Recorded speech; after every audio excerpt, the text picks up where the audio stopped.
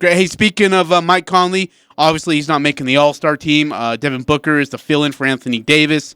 Heartbreaking for Mike Conley, but to help us break it down more, to help us understand if we have a reason to be salty or not, is, of course, Dan Clayton of Salt City Hoops joining us here on the Full Court Press. Dan, thanks for your time. Great to have you. How are you? Hey, we could always be salty. We're in Salt Lake City, or or thereabouts. That's true. So it's good to be back, fellas. Hope you've been well, and exciting times for Jazz fans. It is, but let's get with the depressing stuff first, because obviously I've been nicknamed Debbie Downer today. So Mike Conley doesn't make the All-Star team. Devin Booker does replace him. If there's one person who shouldn't have been on the All-Star team that Mike Conley should have replaced, it would be... I think when you get down to that tier, so let's start with this. There are probably 15, 16 guys who are quote unquote worthy of all-star selections, right? So there's just not enough spots, and someone worthy is going to get left off. So all the guys who were chosen originally are worthy. Devin Booker is worthy. Mike Conley is worthy. When you get down to the end of the list there, I think it becomes a little bit about, eye of the beholder. And, for me, I get the argument behind each of these guys. I get that the argument for Devin Booker is that he averages 25 points on a team that's 20-10 and has won 12 of its last 14 games. I get that. I get that the argument for Zion Williamson is that he averages 24-8 and he's an exciting, fun, young player, even though he's on a losing team. For my money, I take Mike Conley because I think the impact is there and what he delivers to winning is there.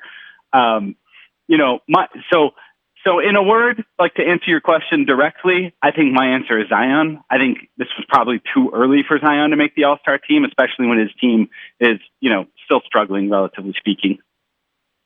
Well, I thought it was curious that our good friend Tony Jones spoke out against Zion, that he shouldn't be there, and then he deleted his tweet. And now he won't say who should not be named as an All-Star, who currently is. So I don't know what kind of pressure he was getting. But I'm with you. I think that winning should matter for something. And I got to ask, is that time that Mike Conley had to be out because of his hamstring, could that have potentially hurt his chances of making the All-Star game? I mean, maybe, because, as with anything, there's a little bit of recency bias, right? So, I don't think he missed enough games to where that, quote-unquote, disqualified him. But maybe, the Suns in recent weeks, like I say, they're on a 12-2 spurt. They're playing really good basketball, and Devin Booker has been scoring really well during that and shooting really well. So maybe, the fact that while that's been happening, Mike has missed some games just was enough to tilt things in Devin Booker's favor. Although, again, it wasn't the coach vote that got Devin Booker in. It was Adam Silver's appointment as an injury replacement. So, look, I have no problem with Booker being named an All-Star. Like I said, I think all these guys we're talking about are All-Stars if we examine their case in a vacuum. I think for me, the tough part with Booker is that the Suns, and again, they're 20-10. They're the fourth seed. I get it. They're good. The Suns play better basketball, just slightly, but still, they play better basketball when Devin Booker sits down. And that, to me, is a little problematic in terms of an All-Star case. Now, mostly that's because of the defensive side of the ball and how much do people care about that when you're talking about All-Star selections. Maybe the answer is not that much, right? Because he scores the ball and that's all people care about.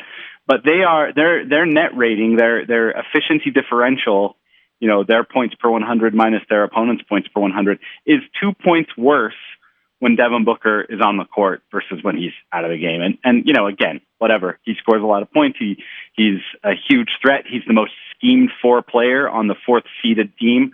So I get that. For me, I would take a guy who makes his team better, especially when that team is the best team in the league right now. Well, let's get to the good news, and there's plenty of it, as you mentioned, Dan, with the Jazz having the best record in the NBA right now, probably the best sixth man of the year, best coach of the year, best defensive player of the year, so on and so forth. But what has stood out to you about this Jazz team that maybe separates them from last year's Jazz team? Yeah, I think what's really interesting about this team and what bodes well for their future, right, is the fact that they can win in a bunch of different ways. So obviously they've had nights where they just shoot the lights out. The other night against Charlotte, they set yet another franchise record for three-pointers in a game, shattering a record that had stood for exactly 17 days. So, they're shooting the ball really well. They have a lot of scoring options. They can do that. But on a night when that's not working, they can defend their way to a win. They're comfortable playing at different paces. They can move the ball, but when a team's denying that, they can, get into some of their counters and they have enough guys who can create their own shot that they can play that way when they need to. So I think that's what's really impressive and what elite teams have to do. Like the Jazz have been a very good team for a lot of years, really the entire Quinn Snyder era. They've been a good to very good team. I think great teams, when you talk about teams that can find a way to get 4 wins in a 7-game series, they're the teams that, can still figure it out when something isn't going their way. That's what playoff basketball is. That's 2 teams trying to take away what makes the other team good. And so, I like the fact that they can go to plan B, plan C, plan D, and still produce good, solid outcomes. Again, not only does that, I think, speak to their contender credentials, but it's what definitely makes them a better team from last season. When the Clippers faced the Jazz in L.A., when they were at full strength, it was a little bit different story for the Jazz. And what we've seen, they struggled to get a lot of offensive flow at times. And conversely, they had a hard time slowing down the Clippers with their talented roster as well. Was that a blueprint? I mean, I saw a lot of people saying, oh, that's the blueprint about how to beat the Jazz. But I don't know how many other teams can do what the Clippers do when they're at full strength. Yeah. Was that just a one-night anomaly, maybe just a bad night for the Jazz facing a really good Clippers and motivated Clippers team? Or is that really a blueprint that Utah needs to be concerned about? Yeah, I mean, let's say some from column A, some from column B. I wrote about that game the other day. I wrote about it on Monday in my weekly column to just basically say, like, look, as good as the Clippers are, and you're right, they do have some unique talent in terms of just an ability to disrupt what Utah's ball handlers want to do. But as good as they are, Utah still won the shot selection battle on both ends of the floor, meaning they still got a lot of threes, and in particular, a decent number of catch and shoot threes, which is a higher percentage shot for them. They just, instead of making their regular 39% on catch and shoot threes, they shot 20% in that game against the Clippers. And that's just random variance, right? Like Joe Ingles is wide open. He shoots a 3, it airballs. That's just like something that's going to happen randomly throughout the season. But sure, over time, you can trust that he's going to shoot 40+% on that shot. And then on the other end, the Jazz were really able to dictate to the Clippers. They denied them the rim. They ran them off the 3-point line. They forced them into a bunch of mid-range shots, which, is the least efficient shot in basketball. And it's a shot that the Clippers make 42% of the time. That night, the Clippers made 65% of their long twos. So some of it just comes down to, random make or miss nature of the NBA. And I don't say that to discredit the win. The Clippers had a great game. They made more plays. They did more things, and they won that basketball game legitimately. I'm just saying that if things have to go that wrong for Utah and that right for an opponent, for it to be a 4-point loss on the road against an elite team, I think, again, that just speaks to the fact that if you close the door on the Utah Jazz, they'll sneak in through the window. They just find ways to keep games competitive for the most part. And then looking at the second half of the Utah Jazz schedule now as it comes out earlier today, Utah Jazz was given, I guess, the easiest schedule, or one of the easiest schedules in the league to end this season, but they travel probably more than anybody else does. Does it even out that the traveling, but yet the easy schedule, or do you not think it affects the Jazz at all? No, I think I think it definitely affects them. I think what's good about their second half travel is that a lot of it is consolidated, right? They have one big Eastern trip to sort of finish off their remaining road dates with Eastern Conference teams, and then a lot of the travel outside of that one trip is let's zoom down to Phoenix and face the Suns. Let's zoom out to LA and face the Lakers twice or whatever. So, kind of short flights and closer opponents. So I actually, looking at the schedule, I didn't think it was that grueling in terms of travel. There are a lot of road dates, but I think the travel is manageable. The amount of just how many times you have to literally get on a plane and sit on a plane for 5 hours is going to be pretty manageable. And then the other thing that Ken Clayton, who also writes for Salt City Hoops, he noted today in an article on the site is that the Jazz have a whopping 14 games remaining against teams that are significantly below 500. So we're not even talking about like, the Celtics who are 15 and 16. We're talking about like the Thunder, the Rockets, the Kings. The Jazz have 14 games left among that level of opponent. They've done most of their heavy, not all of it. They have a couple games left against the Lakers, like I said, but they've done most of their heavy lifting against the league's elite. So they really get to chow down now in this second half on a lot of, let's call them middling teams to bad teams. And like I say, 14 left against the quote unquote bad teams is certainly going to give them a chance to maybe pad their lead and hang on to number one if that's what's in the cards. Dan Clayton with Salt City Hoops, talking about the Utah Jazz. The second half of the schedule released. Also, all-star announcements made. Donovan Mitchell announcing that he's going to be participating in the three-point shootout. Certainly, if I were to choose one Jazz man from the to go participate in the three-point shootout, it probably wouldn't be Donovan Mitchell. Eric's taking George Yang, by the way, if he could. Well, who would be the best to participate, do you think? Considering the circumstances and the style of play that you need to be competitive in that type of contest. Yeah, that's true. Well, I mean, let's be honest. Part of it is that they're trying to limit the number of guys who go to Atlanta for that event. So a lot of the field for those side events is coming from who's already there for the All-Star game. So that's part of it. I think, look, Donovan, I think he's quick.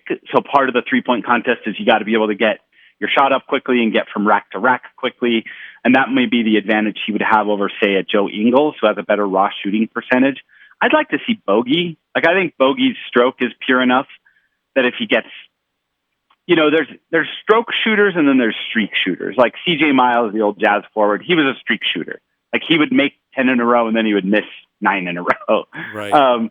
Stroke shooters, I think, once they figure it out, once they kind of get locked in, they can be really consistent. So I think he could be good in a three-point contest. And then Jordan Clarkson would be fun, but I don't think he's their best pure shooter. I think their best pure shooter is probably Bogey or Jingles. Hey, speaking of George Yang, I have been bagging on the guy since, he ever got drafted. And I have just never been a fan of him. Can you straighten me up here and help me out with why George Yang has been a valuable member of this Utah Jazz squad? Here's the thing I think with Niang, because I've had my doubts. I also think that right now he's in his proper role. He's the ninth man on this team. I think part of the problem with prior years George Niang is that he's been asked to be the seventh man some years, or then Mike Conley misses some games and now he's the sixth man for a few games, and I think that's a little uncomfortable. And if the Jazz get a couple of key injuries in the second half of the season, then they may have to deal with that again. But George Niang is a good limited minutes kind of player. If he is your ninth man and you just need him for 13 to 15 minutes a night, he's going to come in and he's going to knock down some shots. He generally makes the right read with the ball in his hands, and some of that is just longevity and the fact that he's been in Quinn Snyder's system, so he knows how to anticipate what the defense is going to, where the defense is going to try to pinch or shut down a particular action, and he's ready for that, and he almost always makes the right basketball play in that sense. And the other thing that I think isn't being talked about enough this year is I think he's really improved in a team defensive concept. And I say team because he's still not a guy that you'd be like, oh, hey, there's LeBron, go shut down LeBron. He's not a great individual defender, but he is, almost always in the right place. He stunts correctly when he's supposed to stunt stunt someone else's drive to help out on a driver. He rotates well off the ball. When he's supposed to stay in front, he does a pretty good job staying in front. There are times when the Jazz know that the guard has an advantage, and so they just ask the George Niangs of the world to try to channel them, because they know that George Niang isn't going to stay in front of Trae Young on a switch, for example. So then his job is just get him into Rudy, funnel him to Rudy. And Niang just is doing, I think, better than he ever has in the NBA at doing that kind of stuff, just making sure that, look, you can get beat. As an NBA defender, you can get beat, right? This is the age of, hand checking isn't allowed. So, unless you have elite lateral quickness, guys are going to get around you sometimes. That's okay. You can get beat as long as you're playing well within the team's idea of what they want to do. And I think George has really allowed them to do that, which is one of the reasons why he has one of the best net ratings on the team. He knows what to do. He's a professional at this point. You had mentioned Rudy Gobert. This is a guy who defensively has been elite for some time, but how he has improved his offensive game and how much of an impact he is offensively for the Jazz, that's been one of the things that's really impressed me about his development this year and his impact with this team. I don't know. Where's the ceiling for this guy? What more can he do? Certainly he doesn't have like an outside game, but how much of an impact has he made for the Utah Jazz in an offensive sense? I know everybody's talking about the three-point shooting this year, but Rudy offensively has really improved his game, and I think that makes a big impact too. Yeah, you're exactly right, Eric. And, part of it is, like, there were plays the other night against Charlotte. And again, historic night from three, right? So you're thinking, oh, well, that means that George Niang was hot and Joe Ingles was hot, and they were. Like, all those guys were hot. But if you go back and look at the plays, you'll find a lot of plays where Rudy Gobert never touches the ball, and yet he's the reason why two or three different guys were open on the same play, and the Jazz were just choosing between open three-point shots. Because teams are so terrified of his role that they, what Charlotte was doing, and I'm not sure that it was necessarily a smart defensive decision given the Jazz's personnel, but they were bringing in a weak side helper on Rudy every single time, even before the pass went. Like, even if the pass never went to Rudy, they were so terrified of him getting on top of the rim that defender was coming in every time. Well, then there's a really easy pass for the ball handler to make. That's a really easy read. If you know that every time the help is coming and it's coming from there, then you just throw the ball to that guy in that corner, and he either shoots or someone closes out on him, and then he passes the ball, and the Jazz get into what they call the blender, where it's pass, pass, pass, and someone's open. And that's what Rudy does. He's such a threat. He's led the league in field goal percentage for the last 4 seasons combined. He's it's easy to say, like, oh, the guy just dunks. Well, yeah, everybody would just dunk if they could. Like, if everybody in the NBA was good enough to just dunk all the time, they would, because that's the most efficient shot. So because teams know that Rudy is good at that particular shot, good at that particular skill, not just dunking the basketball, but like getting open on rolls and finishing on rolls and finishing through contact. And he's even gotten better with some 1 and 2 dribble moves so that you can now throw him the ball and pick and roll a little higher. Like, you can throw him the ball at the free throw line and he'll still find a way to score in traffic. And that's a new development in his game in the last year or two. Because of all of that I just said, teams are scared of him. Teams panic and they send extra guys. And that's what has led to a lot of Utah's prolific three-point shooting this season. Give me your thoughts on Quinn Snyder this year. Yeah, I think what you said before, Ajay, is right. I think he's right there in the Coach of the Year race. That's an award that tends to be a little bit more subjective than some of the others, right? Like, sixth man usually goes to whoever is the leading bench scorer in the NBA. MVP usually goes to the best superstar from from a top 3 team. Coach of the Year, some years it goes to like whose team overperformed. Some years it goes to like Greg Popovich in the Spurs heyday when your team was expected to smash everybody and you came out and smashed everybody. So here's an award, Greg Popovich. Sometimes it's kind of did more with less. But no matter which way you slice it, I think Quinn Snyder has a solid case, right? Like, people expected them to be good, but not this good. They're probably going to finish the season in the top, the top 3 or 4 in the league. There might be some slippage. We'll have to see as other teams get healthy, and certainly the first half of the season has been weird for some teams with COVID-related absences and whatever. But they're going to finish. They're going to finish really high in the standings. They will have surprised everybody. They'll go into the postseason as a real contender. And so I think, the narrative, the team record, all that stuff favors Quinn. I think he has a real shot, and I think he's just ensconcing himself further as kind of a no-brainer pick as a top, 5 or 6 coach in the NBA. I don't know that there's that many guys. If you put all 30 head coaches in a coach draft, because you were starting a new league and you wanted to decide where 30 coaches were going to work, I think Quinn Snyder would go pretty dang high in that draft. Hey, I did want to ask you, sorry, Shaq Harrison was released today. Are you surprised by it, or did you see it coming? I mean, I'm not surprised by it in the sense that like they weren't using Shaq, which is kind of too bad. I liked Shaq. I liked that signing. I think he was he's interesting in that there's only a finite number of players who can defend the ball well and who can make open 3-point shots, but he never really put it together for the Jazz. Part of that is because he only played in garbage time. So, whatever. He was like the 14th man, and Quinn Snyder doesn't really get beyond 10 or 11 in his rotation. So that part doesn't surprise me. The only reason it surprises me a little bit that they just waived him instead of maybe seeing if there was another team that could use him is there's a maneuver the Jazz could have done where they could have maybe stayed out of the luxury tax this season if they had traded Shaquille Harrison and one other small contract. But it doesn't look like that's their plan now since they waived him. I won't get into the math because nobody wants to listen to math on the radio. But but bottom line is, they could have maybe stayed out of the tax. Now I don't think that's their plan.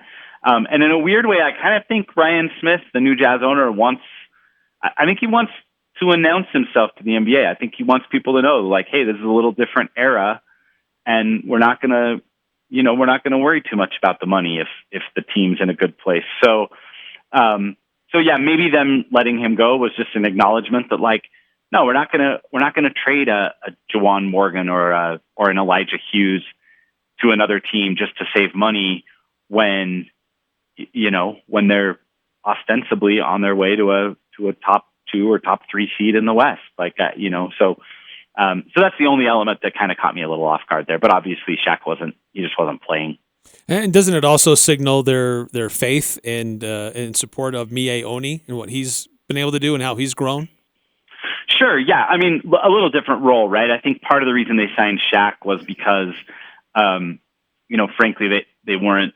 I don't know that they were totally pleased with what they saw from Nigel Williams-Goss in training camp. So they thought, okay, well, if we're gonna carry sort of a third emergency point guard, let's have it be someone who's been in the NBA a little bit and can do some of those things defensively. And that's why they brought in Shaq. And I don't know that Mie fills that role, but again, I think Mie Oni and Juwan Morgan too. I mean, Juwan Morgan is a little different player. He when he plays at the big man spot, Utah plays a little differently on defense. And that's something that Quinn Snyder has been reluctant to do in past years. But I think, the Jazz have played well enough the few times that they've had to look to those two guys, Oni and Morgan, for rotation minutes, that I think that's part of what forces their hand and makes them go like, yeah, we're not gonna just give a player away to avoid the tax when, like, we have 11 or 12 players that they really believe in the short term. Plus they've got, obviously a couple of projects in terms of their recent draft picks. So I think that might be what it says is just that, hey, Mie Oni, he looks like a guy who could get rotation minutes right now and be successful just because, he plays high quality defense and he can make open threes. That's all he has to do on offense. If he can just hit an open kick out 3 and keep defending the way he has, then the guy's going to play in the NBA for 10 years or more. I mean, that's an extremely valuable skill set at his size. Dan, you've been more than generous with your time. I do got one final question for you, though. Mike Conley, after the year, you talked about the luxury tax. Does Mike Conley need to take a bite into his contract, into his pay, if he wants to stick around with the Jazz? Or, how do you handle this situation?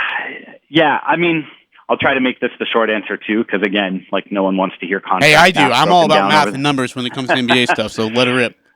So look, Mike's coming off a year where he's going to make $34 million. I think he knows he's not getting that in this next phase of his career. He's heading into his mid-30s, and so I think he knows that his next contract is going to look a little different. The Jazz can still comfortably pay him more than anybody else just because they have his bird rights, so they can keep him. They will pay a corresponding luxury tax if they keep him. So at a certain point, every dollar they pay Mike is going to cost them 2 or 3 times that in salary plus taxes. And so that's something to keep an eye on. I think that I think that, look, he's just been too important for them to not try to keep him. And I think what's encouraging is that nobody else that can really offer him that kind of money is in a position to remotely be considered contenders. So it's mostly teams like Charlotte Charlotte and Chicago can create cap space. But I'm not sure he wants to go to Charlotte or Chicago at this juncture of his career. If he chooses to go to like Milwaukee or one of the LA teams, then he's going to take a big pay cut because they're only going to be able to pay him exception money. And then, so I think the only thing the Jazz fans really have to worry about is there might be teams, and the two examples that come to mind are like Miami and Dallas. So those are two teams who they purposely saved their money so that they can make a free agency run at Giannis Antetokounmpo this summer, and then Giannis extended instead. So now they have all this money sitting there that they planned to use to make a run at an All-NBA player, and it's got to go somewhere. So, and now Dallas and Miami are not great teams right now. They're both kind of trudging around 500, but they're better situations than the Charlottes or Chicagos of the world. So I do think that that's a kind of situation where, that's what I think could potentially be scary for the Jazz and their fans, is if Mike Conley gets a phone call from one of those teams that has a boatload of money and is good enough that if they add Mike Conley, they could be interesting. But certainly I don't know that they'd be, Jazz level good. The Jazz are 25-6 right now. So, it'd be hard to beat that basketball situation. But again, those are the teams who can sort of back up a Brinks truck and then promise Mike at least a playoff run, right? That's good That's stuff. true. Yeah, very interesting. That's good stuff. Well, Dan, we really appreciate your time. Always appreciate reading with the stuff that you put together in multiple different places. And remind folks where they can find some of the stuff that you put together. Yeah, so I write at saltcityhoops.com and manage that website. A lot of great work going up lately. And then I tweet at Dan Clayton, but with a 0 for the O, so Dan Clayton 0N on Twitter. And that's about it. But Dan, thanks so much. Always great insight about the Utah Jazz. Thanks for your time tonight and enjoy the game. Hey, great stuff, Dan. Yeah, thanks, guys. Take care.